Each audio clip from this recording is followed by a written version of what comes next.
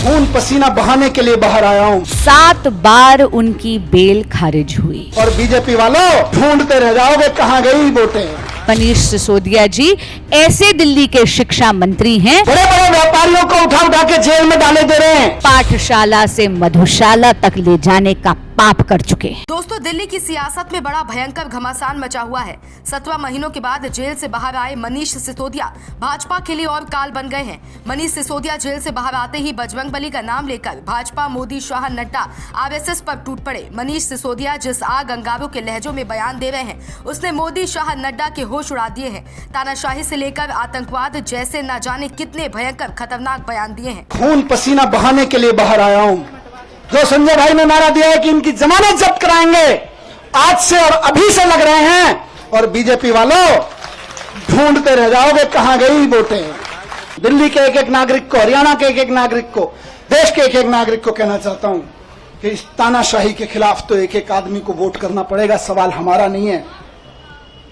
तानाशाही के खिलाफ ये जो लड़ाई है सिर्फ आम आदमी पार्टी के कार्यकर्ताओं की नहीं है, सिर्फ विपक्ष के पार्टी कार्यकर्ताओं की नहीं है, ये देश के एक एक आम आदमी की है।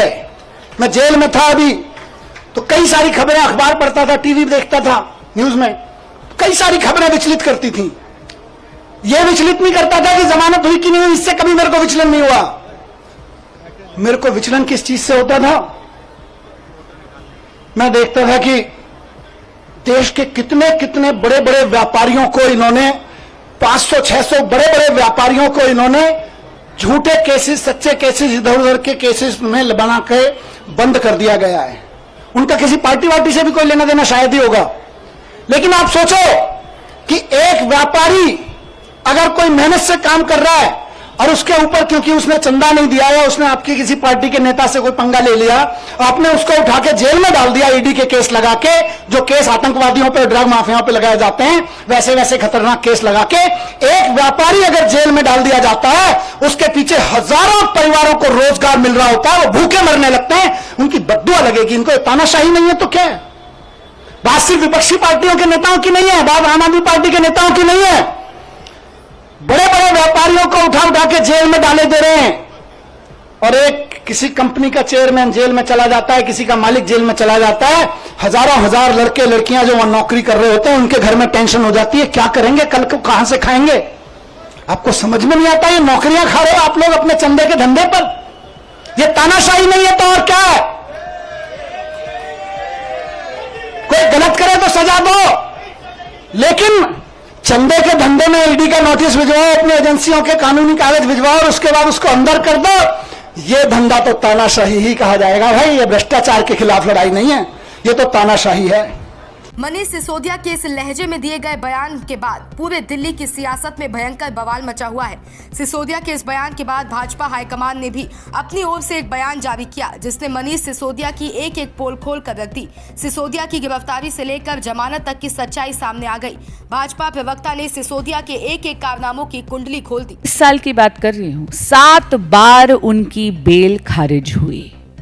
आज honourable supreme court of India के समक्ष उनके वकीलों ने मेरिट्स पे कोई दलील नहीं दी। उनकी प्ली केवल और केवल डिले पर आधारित थी। यानी माननीय मनीष सिसोदिया जी जेल में 17 से 18 महीने उनकी इनकासरेशन हो चुकी थी, उनकी कैद हो चुकी थी, और इसके आधार पर डिले इन ट्रायल, क्योंकि 400 से ज़्यादा विटनेसेस हैं, इसके आधार पर उनको आज बेल मिली है। लेकिन इस बेल का अर्थ क्या है? इसका अर्थ ये नहीं है कि सिसोदिया जी अपराध मुक्त हैं। वो अभी भी अभियुक्त हैं और उनकी जवाबदेही कोर्ट ऑफ लॉ में बनेगी दिल्ली की जनता के साथ विश्वासघात करने की। माननीय मनीष सिसोदिया जी ऐसे दिल्ली के शिक्षा मंत्री हैं जो दिल्ली की बच्चों को, दिल्ली की जेनरेशन को पाठशाला से मधुशाला तक ले जाने का पाप कर चुके हैं। चार्जशीट में यह बोला गया है कि 170 से ज्यादा फोन सिसोदिया जी के आदेश पर तोड़े गए थे। यह बोला गया है, और यह तो फाइंडिंग है कोर्ट की, ट्रायल कोर्ट ने कहा कि लिकर स्कैम के वो प्राइमा फेसी आर्किटेक्ट हैं, यानी शिल्पकार हैं शराब घोटाले के। खुद सुप्रीम कोर्ट ने यह पाया है कि 338 करोड़ का मनी ट्रांजैक्शन इन्वॉल्व्ड है। उनको यह बोला गया कि उनको अपना पासपोर्ट सरेंडर करना है।